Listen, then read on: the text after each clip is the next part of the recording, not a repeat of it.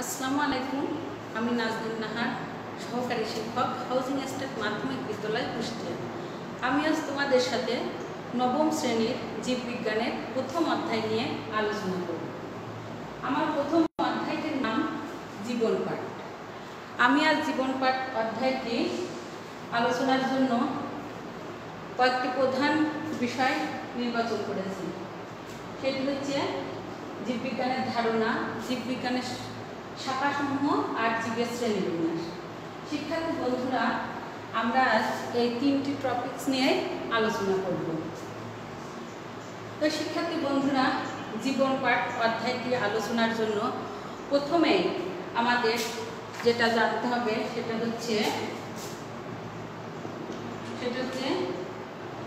জীবন কি। জীবন কি। আরেকটি বিষয়, জীব কি। জীব। শিক্ষার্থী বন্ধুরা, আমরা প্রথমেই যে বিষয়টি আলোচনা করব এই পাঠটি আলোচনার জন্য সেটি হচ্ছে জীবন কি। এটা আমাদের জানতে হবে। শিক্ষার্থী বন্ধুরা, আমাদের প্রথমেই জেনে নিতে হবে জীবন কি। জীবন কি এই বিষয়টি জানতে হলে আমাদেরকে যেটা জানতে হবে সেটি হচ্ছে জীবিত আর মৃত, এই দুইটি জীবের মধ্যে অবশ্যই পার্থক্য রয়েছে। যাদের দেহের জীবনের প্রধান বৈশিষ্ট্য হচ্ছে সক্রিয় প্রোটোপ্লাজম, অর্থাৎ সক্রিয় প্রোটোপ্লাজম যাদের দেহে রয়েছে তারাই হচ্ছে জীব, আর যাদের দেহে সক্রিয় প্রোটোপ্লাজম নেই তারা হচ্ছে মৃত বস্তু। তো শিক্ষার্থী বন্ধুরা, জীবন বলতে আমরা সেটাকে বুঝি যার দেহে সক্রিয় প্রোটোপ্লাজম রয়েছে, অর্থাৎ সক্রিয় প্রোটোপ্লাজমের কার্যকারিতাই হচ্ছে জীবন। এরপরে আসছে জীব কি। যাদের দেহে জীবন আছে তারাই হচ্ছে জীব, অর্থাৎ যাদের দেহে সক্রিয় প্রোটোপ্লাজম রয়েছে তারাই জীব। এরপরে আসছে জীববিজ্ঞান কি। জীববিজ্ঞান বিজ্ঞানের যে শাখায় জীবদের নিয়ে আলোচনা করা হয় সেটাই হচ্ছে জীববিজ্ঞান। তো শিক্ষার্থী বন্ধুরা, আমরা যে আজকে তিনটা বিষয় সম্পর্কে জানলাম, অর্থাৎ জীব কি, জীবন কি, জীব কি এবং জীববিজ্ঞান কি, তোমরা এই তিনটা বিষয় অবশ্যই মনে রাখবে। তো শিক্ষার্থী বন্ধুরা, আমরা এই পাঠটি আলোচনার সুবিধার্থে আমরা পুরো পাঠটি আলোচনা করতে পারবো না। যতটুকু আলোচনা করব সেই আলোচনার বিষয়ের মধ্যে আসবে জীববিজ্ঞানের ধারণা, জীববিজ্ঞানের শাখাসমূহ ও জীবের শ্রেণীবিন্যাস। আমি প্রথমে আসবো জীববিজ্ঞানের শাখাসমূহ নিয়ে আলোচনা করতে। তার আগে একটু বলি, সেটা হচ্ছে যে জীববিজ্ঞানের যে ধারণা, প্রাথমিক যে ধারণা সেটা নিয়ে আমি একটু আলোচনা করব। সেই ক্ষেত্রে আমি যেটা বলবো যে আমাদের চারপাশে যে আমরা যা দেখতে পাই সেটা হচ্ছে জীবের দুইটি ধরন, অর্থাৎ গ্রিক দার্শনিক অ্যারিস্টটলকে জীববিজ্ঞানের জন্ম বলা হয়। জীববিজ্ঞান একটি প্রাচীন বিজ্ঞান যার ইংলিশ শব্দ বায়োলজি।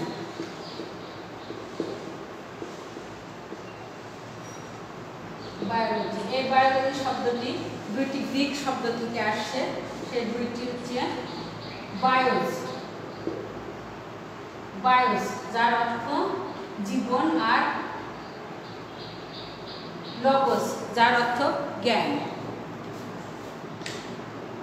তো শিক্ষার্থী বন্ধুরা, বায়ো যার অর্থ জীবন, আর লগোস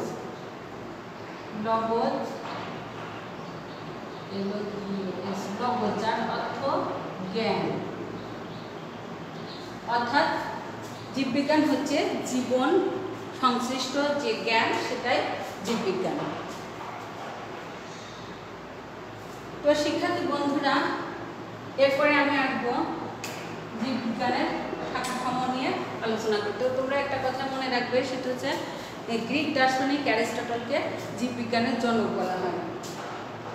এরপরে আমি যে টপিকস নিয়ে আলোচনা করব সেটি জীববিজ্ঞানের শাখাসমূহ। প্রাচীনকাল থেকে জীববিজ্ঞানকে দুইটি শাখায় ভাগ করা হয়। সেটি হচ্ছে উদ্ভিদ আর প্রাণী। কিন্তু বর্তমানে এমন কিছু জীব আমরা দেখতে পাই যেগুলা উদ্ভিদ বা প্রাণীর কোনোটাই নয়, যেমন ব্যাকটেরিয়া, ছত্রাক এগুলা। তাই জীববিজ্ঞানের যে দুইটি শাখা, সেই শাখার মধ্যে এর জ্ঞানটা সীমাবদ্ধ করে রাখা সম্ভব নয়। জ্ঞানের প্রায় প্রতিটি বিষয়ের অন্তর্ভুক্ত শাখাগুলোকে যেমন মৌলিক, ফলিত ও দুইটি ভাগে ভাগ করা হয়েছে, তথা ভৌত ও ফলিত বিজ্ঞান। জীববিজ্ঞানও এর ব্যতিক্রম নাই। জীববিজ্ঞানেরও শাখা দুইটা রয়েছে, ভৌত জীববিজ্ঞান আর ফলিত জীববিজ্ঞান। ভৌত জীববিজ্ঞান সেটা যেখানে বিজ্ঞানের এই অঙ্গসংস্থান বিদ্যার মধ্যে জীবের বাহ্যিক ও অভ্যন্তরীণ বর্ণনা রয়েছে। জীবের বাহ্যিক যে বর্ণনা সেটাকে বহি অঙ্গসংস্থান বলা হয়ে থাকে, আর জীবের আভ্যন্তরীণ যে বর্ণনা সেটাকে কি বলে? অন্ত অঙ্গসংস্থান। শিক্ষার্থী বন্ধুরা, এই অঙ্গসংস্থান এর ইংলিশ টার্মটা হচ্ছে মরফোলজি, তোমরা একটু মনে রাখবে। এরপরে আসছে শ্রেণীবিন্যাস বিদ্যা, ট্যাক্সোনমি। এখানে শ্রেণীবিন্যাসের বিভিন্ন রীতিনীতি ও জীবের শ্রেণীবিন্যাস নিয়ে এই শাখায় আলোচনা করা হয়ে থাকে। এরপরে আসছে শারীরবিদ্যা অর্থাৎ ফিজিওলজি। এখানে জীবের দেহে যে বিভিন্ন ধরনের জৈব রাসায়নিক বিক্রিয়া হয়ে থাকে, যেমন শ্বসন, রেচন, সালোক সংশ্লেষণ ইত্যাদি নিয়ে আলোচনা করা হয়ে থাকে। এরপরে আসছে হিস্টোলজি। হিস্টোলজি বিজ্ঞানে আলোচনা করা হয়ে থাকে বিভিন্ন ধরনের টিস্যু, জীবদেহের টিস্যু সময়ের গঠন, বিন্যাস ও কার্যকারিতা নিয়ে আলোচনা করা হয়ে থাকে। এরপরে আসছে ভ্রূণবিদ্যা। ভ্রূণবিদ্যা, যার ইংলিশ টার্মটা এমব্রায়োলজি। এখানে জীবের জাইগোটের গঠন, পরিস্ফুটন, বিকাশ ইত্যাদি নিয়ে আলোচনা করা হয়। জীবকোষের গঠন ইত্যাদি নিয়ে আলোচনা করা হয়। এরপরে আসছে কোষবিদ্যা, সাইটোলজি। এখানে বিভিন্ন ধরনের কোষের প্রকারভেদ, কোষের কার্যকারিতা ইত্যাদি নিয়ে আলোচনা করা হয়। এরপরে আসছে বংশগতি বিদ্যা অর্থাৎ জেনেটিক্স। জেনেটিক্সে জিন ও জীবের বংশগতির ধারা নিয়ে আলোচনা করা হয়। অর্থাৎ যে এক বংশের যে সমস্ত বৈশিষ্ট্য, যেমন একজন পিতামাতার বৈশিষ্ট্য তার সন্তানের মধ্যে কিভাবে সঞ্চালিত হয়, সেটা এই বংশগত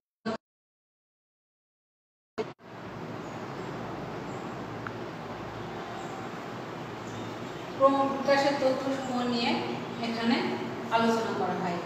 এরপরে আসছে এন্ডোক্রাইনোলজি অর্থাৎ হরমোন নিয়ে এখানে আলোচনা করা হয়। হরমোনটা কি তোমরা নিশ্চয় জানো, যে জীবদেহের একটি নির্দিষ্ট স্থানে উৎপত্তি হয়ে যে পুরা যে দেহের ভিতরে তার কার্যকারিতা সম্পন্ন করে। এরপর আসছে জীবভূগোল অর্থাৎ বায়োজিওগ্রাফি। এখানে পৃথিবীর বিভিন্ন ভৌগোলিক সীমারেখায় যে প্রাণীদের বিস্তার সেটা নিয়ে আলোচনা করা হয়। তো শিক্ষার্থী বন্ধুরা, এবার আমি আসবো ফলিত জীববিজ্ঞানের কিছু বিষয় নিয়ে তোমাদের সাথে আলোচনা করতে। ফলিত জীববিজ্ঞানটা কি আমি আগেই বলে দিয়েছি, আবারও বলছি যে জীবন সংশ্লিষ্ট প্রায় বিষয় নিয়ে এইখানে আলোচনা করা হয়। অর্থাৎ বিজ্ঞানের যে সমস্ত জ্ঞান, জীববিজ্ঞানের জ্ঞানটাকে কাজে লাগানোর জন্য ফলিত জীববিজ্ঞান ব্যবহার করা হয়। ফলিত জীববিজ্ঞানের বিভিন্ন বিষয় রয়েছে, এর মধ্যে গুরুত্বপূর্ণ যে বিষয়গুলো সেগুলো নিয়ে আমি একটু আলোচনা করব। প্রথমে আসছে জীবাশ্ম জীববিজ্ঞান অর্থাৎ প্যালিওন্টোলজি, এর ইংলিশ টার্মটা। জীবাশ্ম জীববিজ্ঞানে আলোচনার বিষয় হচ্ছে পৃথিবীতে যে সমস্ত জীব যে বিলুপ্ত হয়ে গেছে সেই সমস্ত জীবের বিবরণ, জীবাশ্ম সম্পর্কিত বিজ্ঞান নিয়ে আলোচনা করা হয়। এরপরে আসছে জীব পরিসংখ্যান বিদ্যা, বায়োস্ট্যাটিস্টিক্স। এখানে জীব সংক্রান্ত যে পরিসংখ্যান রয়েছে সেগুলো নিয়ে আলোচনা করা হয়। এরপরে আসছে পরজীবী বিদ্যা অর্থাৎ এরপর আসছে যেটা আসছে সেটা হচ্ছে পরজীবী বিজ্ঞান অর্থাৎ প্যালিওন্টোলজি। এখানে বিভিন্ন ধরনের পরজীবীর জীবন ধারণ, রোগ সৃষ্টির ধরন, এর উপকারিতা অপকারিতা ইত্যাদি নিয়ে আলোচনা করা হয়। এরপর আসছে মৎস্য বিজ্ঞান, ফিশারিজ। এখানে বিভিন্ন ধরনের মাছের উৎপাদন, সংরক্ষণ, ব্যবস্থাপনা ইত্যাদি নিয়ে আলোচনা করা হয়। এরপর আসছে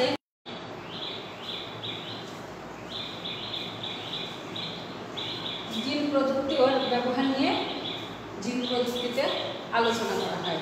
এর ইংলিশ টার্মটা হচ্ছে জেনেটিক ইঞ্জিনিয়ারিং। এরপরে আসছে প্রাণ রসায়ন অর্থাৎ বায়োকেমিস্ট্রি। জীবের প্রাণ রাসায়নিক কার্যাবলী, রোগ, তার প্রতিকার ইত্যাদি নিয়ে এখানে আলোচনা করা হয়।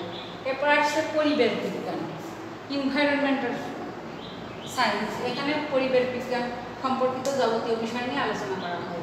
এরপর আসছে সামুদ্রিক জীববিজ্ঞান।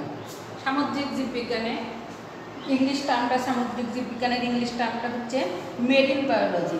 সামুদ্রিক জীব সম্পর্কিত সমস্ত বিবরণ এখানে পাওয়া যায়। এরপরে আসছে বন বিজ্ঞান।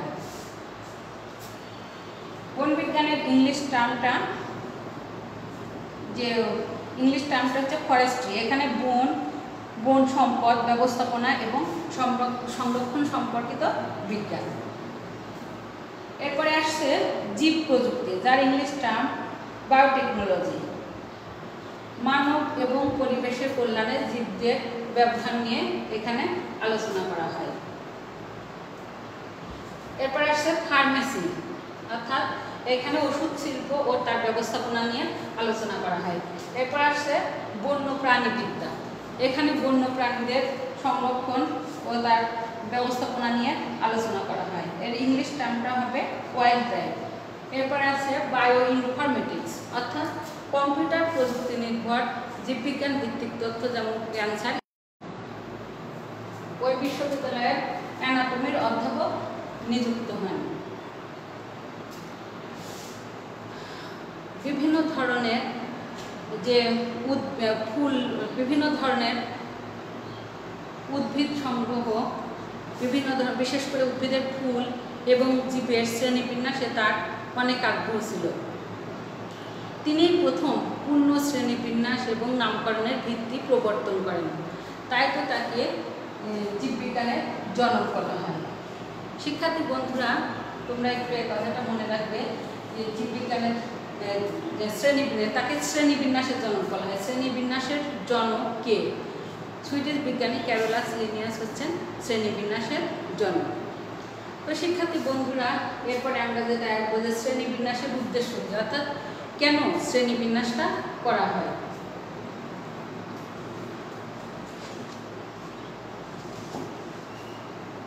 শ্রেণীবিন্যাসের উদ্দেশ্য হলো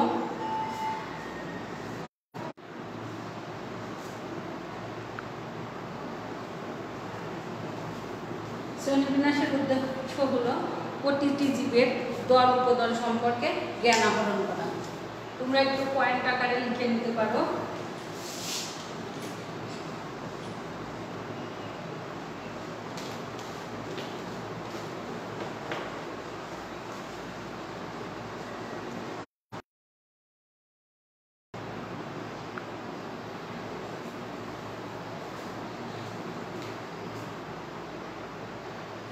তোমরা একটু লিখে নাও।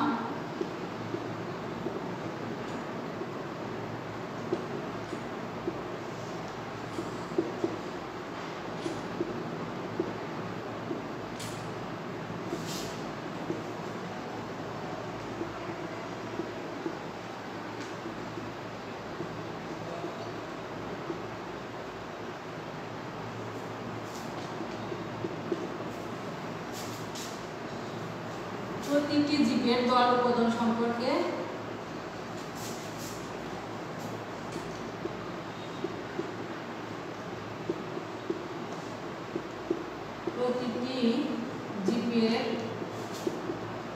দল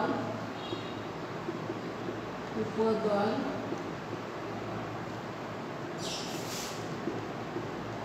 সম্পর্কে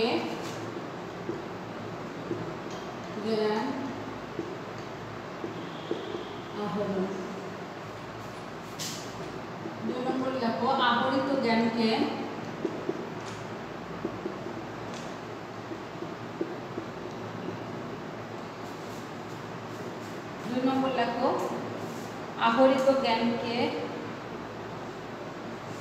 সঠিকভাবে সংরক্ষণ করা।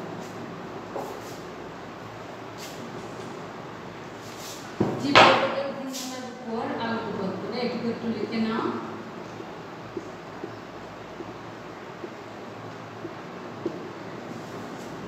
একটু লিখে নাও, জীব জগতের ভিন্নতার উপর, জীব জগতের ভিন্নতার উপর